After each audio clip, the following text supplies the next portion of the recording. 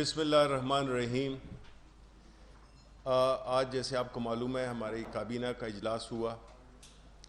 اور اس میں مختلف پبلک انٹرسٹ کے قانون کے اور مختلف منسٹریز کے بارے میں اور انیشیٹوز کے بارے میں ذکر ہوا، بحث ہوئی بڑی۔ ہر کیبنٹ ممبر جس طرح کہ جو میرا تو یہ دوسرا اجلاس تھا، جس طرح میں نے دیکھا ہے کہ جس طرح سے آزادی کے ساتھ اور کھلے ماحول میں پرائم منسٹر صاحب تجاویز سنتے ہیں، اور صرف سنتے نہیں ہیں، اس پہ عمل بھی کرتے ہیں۔ ہم نے دیکھا کہ انہوں نے کئی اس میں جب ڈسکشنز ہوئیں تو اس کے مطابق انہوں نے اپنے فیصلے کیے، جو کہ میرے لیے کم از کم، چونکہ میرا شاید نیا تجربہ ہے، تو بہت ہی ایک خوش آئند اور بڑی خوشی کی بات تھی کہ پرائم منسٹر صاحب پوری یہ کوئی یہ نہیں ہے، سب کو آن بورڈ لے کے اور کابینہ کے فیصلے کرتے ہیں۔ تو میں ایجنڈے کی طرف آتا ہوں۔ کچھ پوائنٹس میں میرا خیال ہے مینشن کر دوں گا، اور کچھ پوائنٹس جو ہے تو جو پورے کور ہوئے ہیں وہ میں آپ کو اس کی کاپی دے سکتا ہوں، جو کہ آپ اس کو دیکھ سکتے ہیں کہ وقت کی کمی اور اس کی وجہ سے میں چند محدود چیزوں کا ذکر کروں گا۔ سب سے پہلے تو جو ہمارے نئے انفارمیشن ٹیکنالوجی کے وزیر ہمارے MQM ہمارے جو اتحادی پارٹی کے ہیں امین الحق صاحب، ان کو کابینہ میں خوش آمدید کہا گیا۔ اس کے بعد ہمارے اجلاس میں جتنے بھی وزیر اعظم صاحب کی اس پہ جتنے بھی ہمارے وزیر ہیں، اسٹیٹ منسٹرز ہیں اور اسپیشل اسسٹنٹس ہیں، ان سب نے جو ہے تو پوری کابینہ نے اپنی 1 مہینے کی تنخواہ کورونا وزیر اعظم فنڈ میں ڈونیٹ کرنے کا اعلان کیا۔ اس کے بعد اجلاس کے آغاز میں وزیر اعظم صاحب نے انتخابی اصلاحات کے بارے میں معلومات سوال کیا، جس کے بارے میں پھر ان کو بتایا گیا کہ یہ سفارشات جو کہ کمیٹی ایک بنی تھی،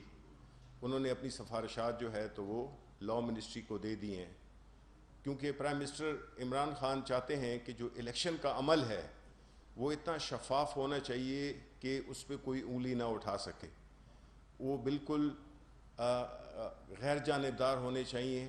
اور الیکشنز کا جو پرپز ہے وہ صحیح معنوں میں حاصل ہو سکے کہ عوام کو اس پہ یقین ہو۔ تو اس سلسلے میں ایک رپورٹ پیش کی گئی ہے لاء منسٹری کو۔ اس کے بعد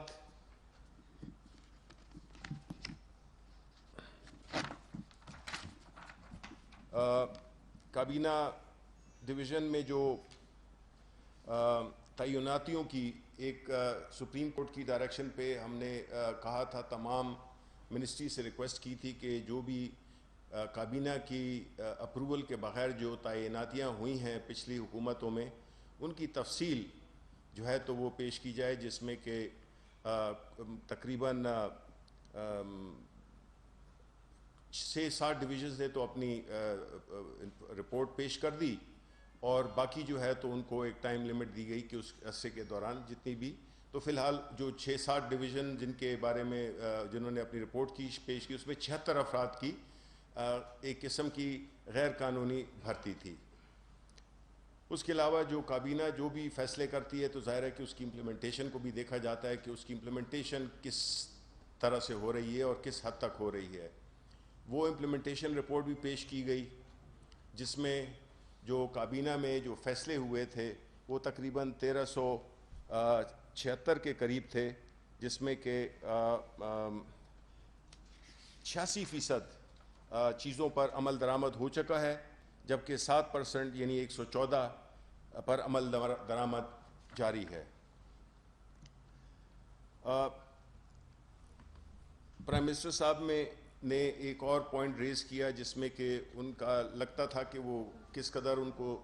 اس بارے میں فکر ہے، اور وہ یہ تھی کہ جو کرمنل جسٹس سسٹم ہے، یعنی ہماری جو عدالتوں کا اور یہ جو قانون میں جو عوام کو جو تکالیف پہنچتی ہیں، مقدمے سال ہا سال چلتے رہتے ہیں، ان کی بارے میں انہوں نے استغفار کیا۔ تو انہیں یہی بتایا گیا کہ انہوں نے فروغ نسیم صاحب جو ہمارے وزیر قانون ہیں، ان کو یہ ہدایت کی کہ وہ میکسیمم اگلے 6 مہینوں میں مکمل طور پہ جو بھی اصلاحات ہیں وہ پیش کر دی جائیں کابینہ میں، تاکہ ان پہ پھر ہمیں عمل درآمد کرنے کا بھی ٹائم مل سکے۔ اس کے بعد تھانوں کے بارے میں بات ہوئی، جو ہمارے تھانوں کا جو کلچر ہے اور جو ہمارے تھانوں میں اسی سے جڑی ہوئی بات تھی جو کرمنل جسٹس سسٹم سے ہے، کہ اس میں یہی انسٹرکشنز دی گئی انٹیریئر منسٹری کو کہ وہ جو تھانوں کا ماحول ہے اس کو بہتر کریں اور ماڈرن ٹیکنالوجی کا استعمال لاتے ہوئے جتنا بھی وہ ہو سکتا ہے اس کو ایفیشینٹ بنا سکتے ہیں وہ اس کو اتنا ہی ایفیشینٹ بنائیں۔ اس کے بعد ایک اور اہم بات ہوئی جس میں کہ بھارت سے جو امپورٹس ہیں ان کے بارے میں ڈسکشن ہوئی کہ وہاں سے ہماری امپورٹ جو کہ ہماری کابینہ کا پہلا فیصلہ تھا، جس میں ہم نے جب انڈیا کے ساتھ جو ہماری ایک وہ بنی تھی، ایک سٹینڈ آف ہوا تھا، تو اس میں ہم نے یہ فیصلہ کیا تھا کہ ہم انڈیا سے تمام تجارتی تعلقات جو ہے تو منقطع کریں گے، اور اس میں صرف یہ تھا کہ جو ادویات تھیں اس میں ایک ریلیکسیشن، ایک ایکسیپشن سی دی گئی تھی، جس میں کہ جو لائف سیونگ ڈرگز ہیں ان کی امپورٹ کی اجازت دی گئی تھی۔ تو پرائم منسٹر صاحب نے اس کے بارے میں معلوم کیا کہ اس کی کوئی وائلیشن نہیں ہونی چاہیے، کہ ان ساری ادویات کا تفصیل منگوائی، جس میں کہ یہ دیکھا گیا کہ وہی اس کے کابینہ کے فیصلے پر عمل ہو رہا ہے یا نہیں ہو رہا۔ اس کے بعد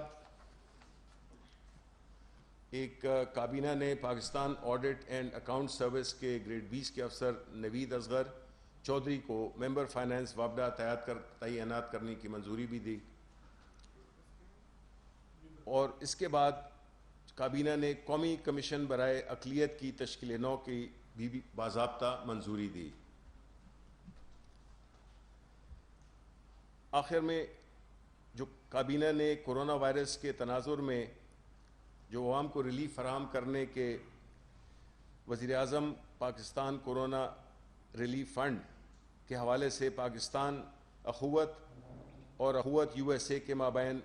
مفاہمت کی یادداشت کی بھی منظوری دی۔ اس مفاہمتی یادداشت کی بدولت اخوت بیرون ملک مقیم پاکستانیوں سے وزیر اعظم کورونا ریلیف فنڈ کے حوالے سے عطیات اکٹھے کر سکیں۔ اس کے علاوہ جو ملک میں تیار شدہ ہینڈ سینیٹائزرز ہیں اس کی ایکسپورٹ کی بھی اجازت دی گئی، کیونکہ آپ کو پتہ ہے کہ اس وقت جو ہے تو ہماری حکومت ہر اس پروڈکٹ کو ایکسپورٹ کرنے کے لیے کوشاں ہے، کیونکہ ہمارے جو انٹرنیشنل جو فورن ایکسچینج ہے، ہماری جو ایکسپورٹس ہیں ان کو پش کرنے کے لیے سلیکٹیولی ان آئٹمز کا ایکسپورٹ کیے جانے کی اجازت دی گئی۔ اس کے بعد وزیر اعظم ہمارے جو وزیر پلاننگ ہیں اسد عمر صاحب، انہوں نے کورونا وائرس کے بارے میں ایک بڑی جامع قسم کی پریزنٹیشن دی، جس میں کہ انہوں نے پوری جو بھی فیکٹس اینڈ فگرز تھے اس کے جو بھی تفصیلات تھیں ان کو آگاہ کیا، کابینہ کو آگاہ کیا ان سے، اور ساتھ ہی ساتھ میں یہ بھی اشارہ دیا کہ کل ایک میٹنگ ہو رہی ہے اسی پلیٹ فارم سے NCOC سے، جس میں کہ باقی صوبوں کے وزرائے اعلیٰ تشریف لا رہے ہیں، اور مل بیٹھ کر ایک کنسنسس پیدا کیا جائے گا کہ جو پوسٹ 9 مئی ہے اس کے بعد جو لاک ڈاؤن ہے اس کو ہم کس طرح سے نرم کر سکیں، اس کے لیے کیا تجاویز ہوں گی۔ یہ سارے جو چیف منسٹرز ہیں صوبوں کے وہ اس کو ڈسکس کریں گے، اور کل اس وقت تک ان کے جو بھی ریکمنڈیشنز ہیں وہ بھی ہمارے سامنے آ جائیں گی۔ لیکن وزیر اعظم صاحب نے یہ بھی کہا کہ یہ سب کچھ اسی وقت ممکن ہے۔ دیکھیں وزیر اعظم صاحب جو اس وقت ان کی تھرو آؤٹ کوشش رہی ہے، جس کو کہ ہماری اپوزیشن نے کافی تنقید کا نشانہ بنایا، کیونکہ وہ کورونا پہ بھی سیاست کرنا چاہتے تھے. خیر اس میں اس پر میں بعد میں آؤں گا. تو پرائم منسٹر صاحب کا یہ ہمیشہ یہ ایمان رہا ہے کہ اگر ہم نے اپنے وہ اس طبقے کو جو کہ مزدور، دھاڑی دار اور جو معاشی طور پہ ایک ولنریبل سچویشن میں ہے، ان کو کس طرح سے سپورٹ کیا جائے، اور کس طرح سے ان جو بھی کاروبار ہیں، چھوٹے کاروبار ہیں، ٹرانسپورٹ ہے کسی حد تک، اور مختلف ایسی ایک سٹیج مرحلہ وار اوپن اپ کیا جائے اس لاک ڈاؤن کو، کہ جو غریب ہے اس کو مزدوری کا موقع مل سکے. لیکن اس کے ساتھ ساتھ یہ ایک بہت اہم پوائنٹ ہے جو کہ آپ کی وساطت سے میں کہنا چاہتا ہوں، جو کہ اصل میں وزیر اعظم صاحب نے کہا، وہ یہ ہے کہ کورونا وائرس کو اگر آج چودھری سرور صاحب نے بڑی اچھی بات کی، انہوں نے یہ کہا کہ یہ واحد جنگ ہے جو کہ آپ گھر بیٹھ کے جیت سکتے ہیں. تو احتیاط اور جو ایک قواعد و ضوابط جب بھی یہ ہوا لاک ڈاؤن کو اوپن اپ کرنے کی، سافٹ اوپننگ اپ کی، اس کی جب بھی ابتدا ہو، تو اس میں جو سب سے اہم چیز ہے وہ ان قواعد و ضوابط، یہ ایس او پیز پہ اسٹرکٹ عمل درآمد، کیونکہ ہم افورڈ نہیں کر سکتے ہیں کہ یہ چیز دوبارہ بھی ہو سکتی ہے. اس میں کوئی یہ نہ سمجھے کہ یہ چیز ختم ہو گئی ہے. اگر ہم نے احتیاط کا دامن ہاتھ سے چھوڑا تو یہ چیز ہمیں بہت ہی زیادہ اور خطرناک طریقے سے بھی ہم پہ اس کا ریلیپس ہو سکتا ہے. تو یہ ایک بڑی اہم بات تھی جو کہ میں چاہوں گا کہ آپ بھی اس میں اپنا رول ادا کریں، اور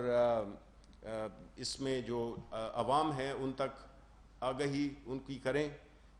کہ وہ اس کورونا وائرس کے جو بھی اس کے ایس او پیز ہیں، اور وہ ظاہر ہے جو بھی انڈسٹریز بھی جو کھلیں گی، جو کاروبار کھلیں گے، ان سب کو اس کی بہت ہی زیادہ احتیاط کرنی چاہیے. کیونکہ ہم نے یہی دیکھا ہے کہ جو باقی ممالک تھے، یورپین ہو گئے، چائنا ہو گئے، اگر چائنا نے اس پہ کنٹرول پایا ہے تو وہ صرف ڈسپلن کی وجہ سے پایا ہے، اور ظاہر ہے وہ ایک بڑا امیر ملک ہے، تو ان کے پاس ریسورسز بھی تھیں، اور ان کے پاس وہ امپلیمنٹیشن کی ایک وہاں پہ ظاہر ہے کہ ایک political system, different political system ہے. لیکن ہم نہیں چاہتے اور نہ ہم یہ کر سکتے. ایک جمہوری ملک ہے جس میں کہ ہم کسی کی کو ڈنڈا لے کے ہم ان کو مجبور نہیں کر سکتے کہ وہ ایک خاص طرز عمل سے اپنی جو کاروبار زندگی ہے اس کو چلائیں. تو اس لیے ہم اپیل ہی کر سکتے ہیں اور تعاون کی ہم درخواست ہی کر سکتے ہیں کہ وہ اس عمل کو بڑے اسٹرکٹ طریقے سے اس پہ عمل کریں.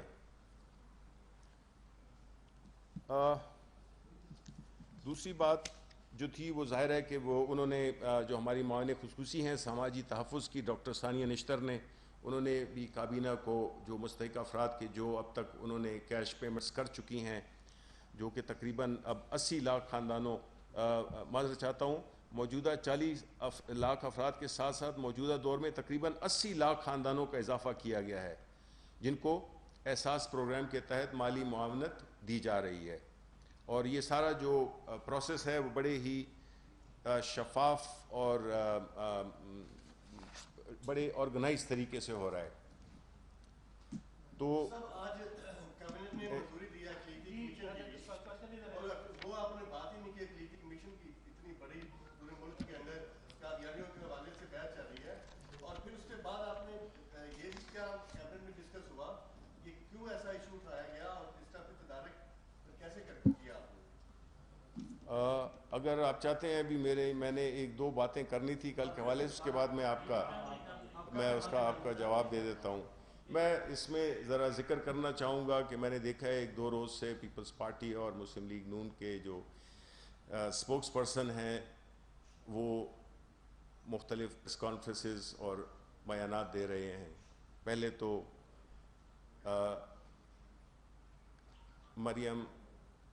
جو ان کی انفارمیشن منسٹر تھی پہلے، مریم اورنگزیب، انہوں نے کل ایک پریس ٹاک کی جس میں کہ انہوں نے بنیادی طور پہ ایک بڑے غصے کا اظہار کیا اور ایسے پورٹری کیا، ایسے لگا کہ جس طرح ایک بہت ہی نیک، شریف، ایماندار آدمی کی پگڑی اچھالی گئی ہے. ان کی باتوں سے یہ ظاہر ہوتا تھا کہ ان سے جو بھی سوالات پوچھے گئے ہیں تو وہ بہت ہی آسان اور بڑے سمپل تھے، لیکن اگر ایسا تھا تو وہ اتنے غصے میں کیوں تھیں؟ لیکن میں یہ سمجھتا ہوں کہ جو اصل چیز تھی جو کہ ہمیں دیکھنا ہے پاکستانی عوام نے، کہ آپ دیکھیں کہ اس سے یہ ظاہر ہوتا ہے کہ اگر انہیں نیب نے بلایا ہے تو وہ ایک قانون کا ایک ادارہ ہے۔ اگر آپ قانون کے سامنے اپنے سامنے پیش ہونے کو اپنی حد تک اپنی بے عزتی سمجھتے ہیں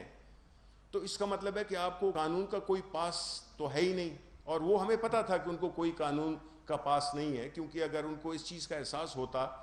تو وہ چیزیں نہ کرتے جو انہوں نے اپنے دوران حکومت کی۔ انہوں نے اس چیز کا تاثر دیا کہ قانون سے ہم بالا تر ہیں، اور ان کی جو مائنڈ سیٹ ہے اس سے یہی ظاہر ہوتا ہے کہ وہ جب اپنے ادوار میں تھے تو وہ کہنے کو تو جمہوری حکومت تھی، لیکن جو ان کا جو مائنڈ سیٹ تھا وہ بنیادی طور پہ بادشاہت کا تھا، کیونکہ صرف بادشاہت میں کوئی عدالت میں جو اس وقت کے وہ حکمران ہوتے ہیں وہ پیش نہیں ہوتے ہیں۔ تو یہ بڑے افسوس کی بات ہے کہ بجائے اس کے کہ آپ عاجزی کے ساتھ اور سر جھکا کے قانون کے سامنے پیش ہوں، آپ قانون کو چیلنج کر رہے ہیں، اور پورا پاکستان جانتا ہے کہ آپ نے اپنے ادوار میں کیا کچھ کیا، کس طرح سے آپ نے عوام کی دولت کو لوٹا، کس طرح سے آپ نے اس ملک سے اپنے جتنے بھی اثاثے تھے وہ باہر بھیجے۔ یہی وجہ ہے کہ آج جو ہیلتھ سسٹم ہے وہ سارا کلیپس کر گیا ہے، اور انہوں نے اپنی اس وقت جو ہے نواز شریف صاحب وہ بھی اپنے بڑے آرام سے لنڈن میں اپنے بہت ہی اربوں کے مالیت کے فلیٹس میں رہ رہے ہیں، ان کا خاندان وہاں پہ رہ رہا ہے۔ یہ کیسے ہو سکتا ہے کہ عوام کو چھوڑ کے عوام جو کہ سختی میں ہے اس وقت ان کا ادھر آنا، جو شہباز شریف آئے تھے یہاں پہ تو وہ اس لیے آئے تھے کہ شاید وہ بس ایک کمپیوٹر کے سامنے بیٹھ کر وہ پورے عوام کے ساتھ بجائے شانہ بشانہ کھڑے ہونے کے وہ کمپیوٹر سے مانیٹر، تو یہ کام تو وہ لندن میں بھی کر سکتے تھے، لیکن یہ وہی ہے کہ کھانے کے اور دکھانے کے اور۔ بات یہ ہے کہ اب وقت آ گیا ہے کہ جس میں ان کو پتہ چل جانا چاہیے کہ اب پاکستان کے عوام نے ایک فیصلہ کر لیا ہے کہ اب انہیں وہ پرانا پاکستان نہیں چاہیے۔ پاکستان اس طرح چل ہی نہیں سکتا تھا جس طرح کہ وہ چلا رہے تھے۔ یہ بالکل ایک خاندان کی حکومت تھی جس نے اس ملک کے صرف اپنے خاندان کی بھلائی کے لیے سارے اقدامات کیے۔ انہوں نے پروجیکٹس بنائے، وہ سڑکوں کا بار بار ذکر کرتے ہیں، وہ بھی ہمیں جو آئی ایم ایف کی جو ٹیم آئی ہوئی تھی تو انہوں نے یہ کہا کہ پاکستان میں جو سڑکیں کی تعمیر ہے پوری دنیا کی جو اوسط ہے اس سے 50% زیادہ مہنگی ہے۔ اسی طرح جو بھی پروجیکٹس انہوں نے لگائے وہ اس عوام کے اس کے لیے نہیں لگائے، بلکہ اس لیے انہوں نے وہ کیے بیکاز اس میں ان کی ذاتی انٹرسٹ تھی، ان کو مالی فائدہ حاصل ہو رہا تھا۔ اور جو ظاہر ہے کہ جتنے بھی یہ ٹی ٹیز کے اور جتنے بھی کیسز ان پہ چل رہے ہیں تو یہ اب وقت آ گیا ہے کہ ہم یہی امید رکھتے ہیں، پوری قوم امید یہی رکھتی ہے کہ انصاف ہو، جو انہوں نے کیا ہے وہ نہ صرف ان کو سزا ملے بلکہ وہ پیسے واپس لائے جائیں اس ملک میں۔ دوسری طرف ہمارے پیپلز پارٹی کے دوست، وہ ان کے وزیر وہ بڑی پریس کانفرنسز کر رہے ہیں۔ میں ان کے سعید غنی صاحب کی بات سن رہا تھا کہ ایک حکومت جو کہ 3 سیٹوں پر کھڑی ہے وہ ہمیں دھمکیاں دیتی ہے۔ دیکھیں سعید غنی صاحب، ہم تو 3 سیٹوں پہ کھڑے ہیں، لیکن آپ یہ بتائیں کہ یہ پیپلز پارٹی جس میں کہ میرے آباء و اجداد تھے، یہ وہ پارٹی جو کہ پورے ملک پہ ان کی حکومت تھی، اب وہ کیوں محدود ہو گئی ہے ایک صوبے تک؟ یہ جس طرح ابھی ان کی جو نااہلی ہے، جو کہ ان کی عوام دشمنی ہے، جو کہ ان کی غریب لوگوں کے خلاف جو انہوں نے پورا نعرہ لگا کر روٹی کپڑا مکان اور اسی چیزوں سے انہوں نے عوام کو محروم کیا، ابھی کیسے آپ آ کے بیٹھ کے کہتے ہیں؟ آپ لڑکانہ کی حالت دیکھیں، آپ سندھ کی دیکھیں، آپ حالت دیکھیں کہ لگتا ہے کہ آج سے 50 سال پہلے وہ بہتر تھا بنسبت آج کے۔ وہاں پہ ہر طرح کی بیماریاں، ہر طرح کی کسم پرسی، غربت، یہ ساری چیزیں جو ہیں تو دیکھنے کی ہیں۔ کہیں مجھے ڈر یہ ہے کہ کہیں پیپلز پارٹی جو کہ پورے ملک سے سکڑ کر ایک صوبے میں آ گئی، اب کہیں وہ صرف لڑکانہ تک محدود نہ ہو جائے۔ جس طرح کہ ہم نے دیکھا کہ کئی پارٹیز ہم نے ایسی دیکھی ہیں، ہم نے خیبر پختونخوا میں، کہ وہ صرف اپنے حجرے تک محدود ہو گئیں. تو خدا را آپ ایسی باتیں نہ کریں. آپ اس وقت جو ملک میں جو افتاد پڑی ہوئی ہے اس میں آپ اپنا حصہ ڈالیں. اگر آپ کوآپریٹ نہیں کر سکتے تو کم از کم آپ راستے میں روڑے نہ اٹکائیں، ایک غیر یقینی کی صورتحال نہ پھیلائیں، ایسی باتیں نہ کریں جس سے کہ جو قومی یکجہتی ہے وہ پارا پارا ہو. اور ساتھ ہی ساتھ میں آپ اس طرح کی باتیں نہ کریں جس سے کہ آپ کا یہ عوام کو یہ تاثر ملے کہ آپ کورونا میں غریبوں میں کوئی دلچسپی نہیں رکھتے، بلکہ آپ صرف جو ہے تو اپنی سیاست چمکانا چاہتے ہیں. اور یہ چیز جو ہے تو میرا خیال ہے کہ قوم کبھی بھی معاف نہیں کرے گی. Thank you very much. جی ابھی آپ نے کہا کہ کیبنٹ میٹنگ میں ڈویژن جو تھے انہوں نے جو رپورٹ دی 76 لوگ جو تھے وہ انلیگل بھرتی ہوئے ہیں. کیا پرائم منسٹر نے ان منسٹر سے بازپرس کی جنہوں نے جن ڈویژن میں غیر قانونی بھرتیاں کی، یا جن لوگوں نے ابھی تک جواب نہیں دیا پرائم منسٹر نے ان کے ساتھ کچھ سختی کی یا نہیں کی؟ دوسرا وہ ظاہر سوال امپورٹنٹ کوشچن ہے، اس کا بھی جواب. جی دیکھیں پہلی بات تو یہ ہے کہ یہ جو تعیناتیاں ہوئی ہیں یہ کوئی ہماری حکومت میں نہیں ہوئی ہیں. جوابات سب سے مانگے گئے ہیں اور ان کو ایک ہفتہ دیا گیا ہے کہ جتنی بھی منسٹریز ہیں وہ ہمارے جتنے کیبنٹ کو اس سے انفارم کریں. تو انشاءاللہ اگلی کیبنٹ میٹنگ میں یہ سارے مسائل ہو جائیں گے اور پھر ہم جو کابینہ ہے وہ یہ طے کرے گی کہ ان کے خلاف کیا ایکشن کیا جائے اور یا اس کو کس طرح سے ریگولرائز کیا جائے. سر وہ اقلیتی کمیشن کے حوالے سے پوری قوم منصر ہے آپ کے جواب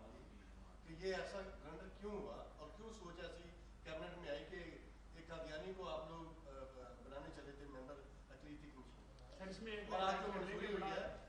اقلیتی کمیشن کی جو اس کی منظوری ہوئی ہے اس کے اوپر بات ہی نہیں کیا. سر اس میں ایک لائن ایڈ کر لیں کہ پہلے کس کی سفارش سے قادیانیوں کو اقلیتی کمیشن میں شامل کرنے کی منظوری دی گئی؟ دیکھیں پہلی بات تو یہ ہے کہ یہ تو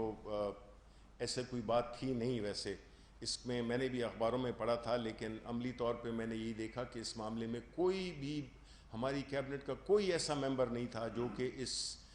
جس طرف آپ کا اشارہ ہے اس کے معاملے میں انہوں نے اس کو سپورٹ کیا ہو. بلکہ جو بڑے اسٹرانگ طریقے سے جو ہمارا جو ممبران بنے ہیں اس میں جو بھی ہمارے جو مائنورٹی کے جو کہ مائنورٹی کی ڈیفینیشن میں آتے ہیں ان کی پوری نمائندگی ہوئی ہے، چاہے وہ پارسی ہوں، ہندو ہوں، کرسچن ہوں، سکھ ہوں، ان سب کو شامل کیا گیا ہے. اور اس کے علاوہ تو اور کوئی ہم سوچ بھی نہیں سکتے ہیں. تو اس میں آپ کو میں یقین دلاتا ہوں کہ ہماری کیبنٹ میں بالکل 100% یکسوئی تھی. اور اس معاملے پہ اس جو یہ کمیشن ہے اس کی جو ممبران تھے اس پہ سب کا اتفاق تھا اور کسی نے بھی اس پہ کوئی آبجیکشن نہیں کی ہے. دو منسٹر انفارمیشن اس ٹرینر میں پہلے چلے جا سکتے تیسرے آپ چاہیں مگر ایک لیگ جو ہے جو مستقل چل رہی ہے کہ آپ کابینہ کی بریفنگ دیتے ہیں کہ آج یہ فیصلے ہوں، مگر اس کے بعد وہ جو بیانیہ ہے رگڑا لگانے والا وہ آپ نے بھی آج پورا کیا. یہ بیانیہ کب تک لکھے گا؟ دیکھیں ایک اپوزیشن اور آپ لوگ جو ساتھ اقتدار ہے جن لوگوں نے آپ کو ووٹ دے کے بھیجا ہے، کیا آپ کو اندازہ ہے کہ فیلڈ میں عام لوگ کیسے گزارا کر رہے ہیں؟ عام لوگوں کی اصل مجبوریاں کیا ہیں؟ مہنگائی کی شرح کیا ہے؟ کبھی اس پہ بات کرتے ہیں؟ اور کنٹرول کس کا ہے؟ عام جو بیسک نیڈ کی 15-16 آئٹم ہیں اس کرونا کی وبا کے دوران اوپر سے ماشاء اللہ سے رمضان آ گیا، 20 سے 25% مطلب 100 روپے کے پیچھے 25 روپے کی آئٹم جو ہے وہ کھانے والی بڑی ہے. اس پہ کوئی بات نہیں کرتا. روزانہ آپ مریم نواز دیکھیں جی میں سمجھ گیا آپ کا سوال سمجھ گیا جی بالکل. اب میں اس کا جواب دینا چاہوں گا. پہلی بات تو یہ ہے کہ آپ نے دیکھا ہوگا کہ میں روز ٹی وی پہ آ کے بیٹھ نہیں جاتا اس قسم کی باتیں کرنے، لیکن اگر کوئی بات کرے گا، کوئی اگر غلط بات کرے گا اپوزیشن کا اس حالات میں اپوزیشن میں بات کرے گا، آپ نے یہی سوال آپ کو چاہیے کہ آپ مریم اورنگزیب سے اور جو پریس کانفرنس جو کہ 6 وزیر بجائے کام کرنے کے پریس کانفرنس کرتے ہیں. میں تو آج آیا ہوں آپ کو میں نے کابینہ کی رپورٹ دی اور ساتھ میں اس کا جواب دیا جو انہوں نے کل کیا تھا. میرا جواب بنتا ہے, اگر ہم نہیں کریں تو اس کا مطلب ہے کہ ہم مان رہے ہیں کہ جی ہاں بالکل آپ ٹھیک کہہ رہے ہو. تو دیکھیں یہ تو جواب تو بنتا ہے. سوال آپ کا یہی سوال بہت اچھا ہے, لیکن یہ ان سے بنتا ہے کہ جی بجائے اس کے کہ آپ تعاون پیش کریں حکومت کو, کیونکہ اس وقت جو ہے تو یہ جو وبا ہے یہ سب کی ہے, یہ کسی ایک خاص پارٹی حکومت اس کی نہیں ہے. یہ تو ایک ایسی چیز ہے جس میں کہ ہم کوئی بھی وہ ڈسکرمنیشن نہیں کر سکتے ہیں. دوسری بات, میں ان کی مہنگائی کی بات کروں اور ان غریب لوگوں پہ جو گزر رہی ہے, میں جی یہ بڑے آپ کو تھوڑا بہت میرا اندازہ ہوگا, میں آپ کو صدق کے دل سے بتاتا ہوں کہ مجھے عمران خان کی کیا چیز, اپنی جو قربت جو میری رہی ہے کافی پرانی رہی ہے, لیکن ابھی دوران حکومت جو میں نے ان کو دیکھا ہے, میں نے ان کو اس سبجیکٹ کے علاوہ اور کوئی دوسری بات سنتا ہی نہیں ہوں. جو بھی انہوں نے کیا, ابھی دیکھیے یہ احساس, اس سارے انیشیٹوز میں وہ احساس, کورونا, غریب, روزگار, کس طرح سے ان کو, یعنی وہ یہاں تک اس کے لیے بھی تیار ہیں, پولیٹیکل کاسٹ لینے کے لیے بھی تیار ہیں کہ آپ کو غریبوں کا, جو لوگ بے روزگار ہوئے ہیں ان کے لیے کیا کرنا ہے اور کیا کر رہے ہیں اور کیا کر سکتے ہیں اور کیا ہم کر رہے ہیں. تو ان کا تو اور کوئی سبجیکٹ ہی نہیں ہے اس وقت. آپ اگر پرائم منسٹر ہاؤس جائیں تو آپ کو جو بھی ملاقاتیں ہیں وہ اسی کانٹیکس میں ہیں. اور یہ جو نرمی کرنے کا, یہ ایک دم جو کہہ دینا کہ جی لاک ڈاؤن کر دیں, تو پرائم منسٹر کے لیے واز ویری کلیئر.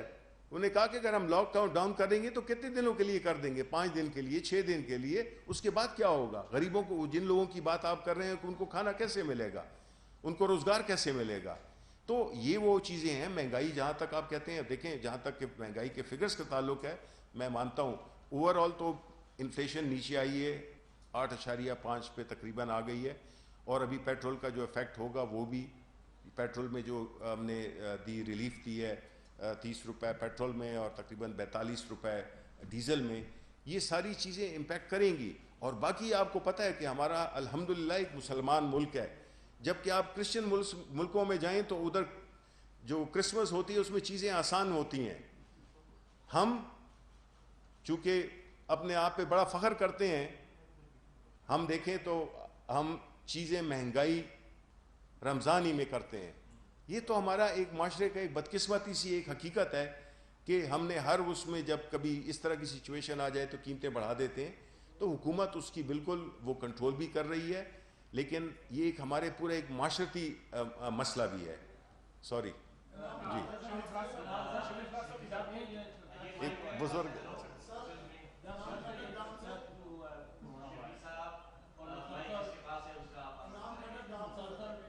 مائک آپ کے پاس ہے, چلیں اس کے بعد میں آپ کو.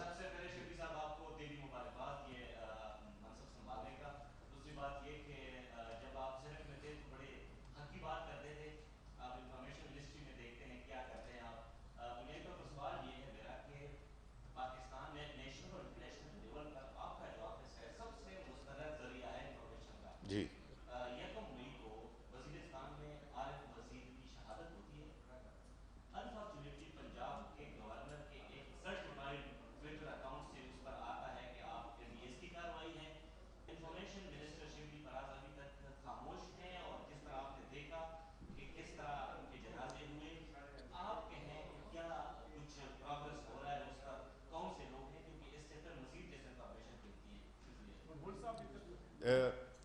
بہت بہت شکریہ آپ کا. میں یہ سمجھتا ہوں کہ جو بھی یہ اپنے وزیر صاحب کا جو ہوا ہے, علی وزیر کے مرڈر کا, ان کے کزن کا, ظاہر ہے کہ مجھے پوری, آپ کو میں آنیسٹلی سے بات ہوں کہ مجھے اس کی تفصیلات کا علم نہیں ہے. میں اس کی تفصیلات معلوم کر کے اور اب اگلی کسی بھی اوکیزن پہ آپ کو میں اس کا تسلی بخش جواب دوں گا. جی جی جی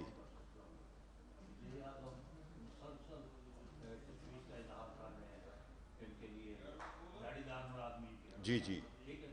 اور آج بھی انہوں نے یہ ذکر کیا ہے, لیکن آج ہی حکومت پنجاب جو کہ پی ٹی آئی کی حکومت ہے, انہوں نے جتنے بھی ڈیلی ویجز ملازم تھے سرکاری اسپتالوں میں ان کا نکال دیا. ٹھیک ہے جی, اب ایک طرف اگر یہ بات ہے تو دوسری طرف وہ حکومتیں آپ سندھ اور کشمیر کا کرتے ہیں کہ جی وہ حکومتیں ہمارے ساتھ تعاون نہیں کرتے. تو اس لحاظ سے تو کہ جو وزیر اعظم چاہ رہے ہیں یا سوچ رہے ہیں اس پہ عمل نہیں ہو رہا، الٹ عمل ہو رہا ہے. ایک بات، ایک تو یہ ہے.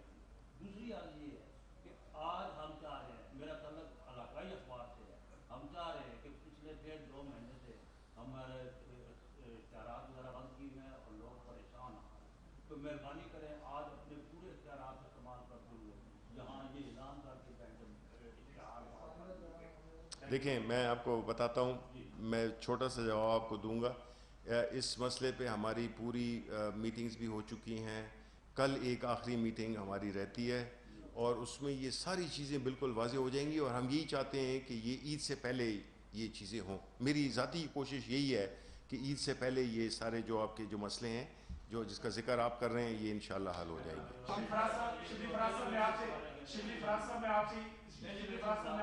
دہلی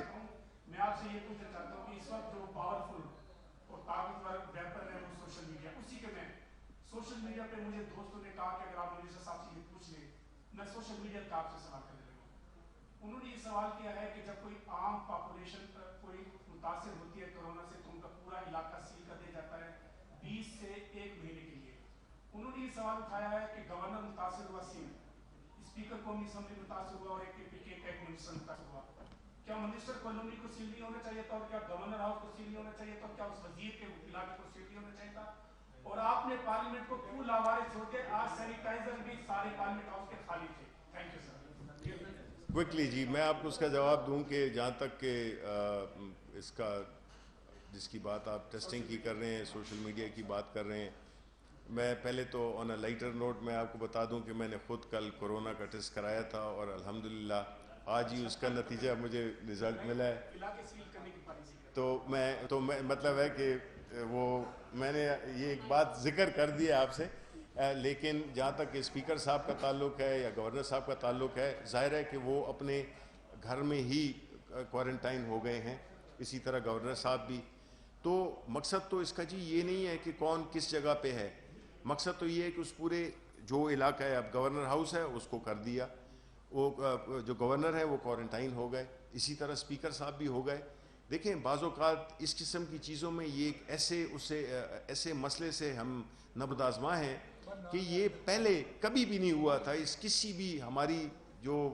وہ ہے جو عمر گزر گئی ہے اس میں تو کبھی ہم نے یہ اس قسم کی چیزیں نہیں دیکھی تھی. اللہ تعالیٰ کا ہمیں شکر ادا کرنا چاہیے کہ باوجود ہماری کمزوریوں کے، باوجود ہماری بے سر و سامانیوں کے، باوجود ہماری ناتجربہ کاری کے، ملک کی جو اس قسم کی سچویشن میں اچھے ملک جو ہیں وہ در بدر ہو گئے ہیں، اسپتالیں ان کی ختم ہو گئی ہیں، سڑکوں پہ لوگ لیٹے ہوئے ہیں. تو ہمیں الحمدللہ پازیٹیو بھی چیزیں دیکھنی چاہیے، ہمیں مثبت چیزوں کو بھی دیکھنا چاہیے. جو شرح اموات ہیں وہ بھی پورے ریجن کی پہ اللہ تعالیٰ کا فضل ہے، اور ہمارے ملک میں ہر ملین لوگوں کے پہ صرف 2 اموات ہوئی ہیں. تو یہ اللہ تعالیٰ کا شکر. سخت وقت ہیں، میں مانتا ہوں ہم سب سخت وقت سے گزر رہے ہیں، لیکن یہی استقامت اللہ تعالیٰ ہمیں دے، ہمیں اس سخت وقت سے نکلنے کی اللہ تعالیٰ توفیق عطا فرمائے، اور سب کو اپنے حفظ و امان میں رکھے. بہت شکریہ.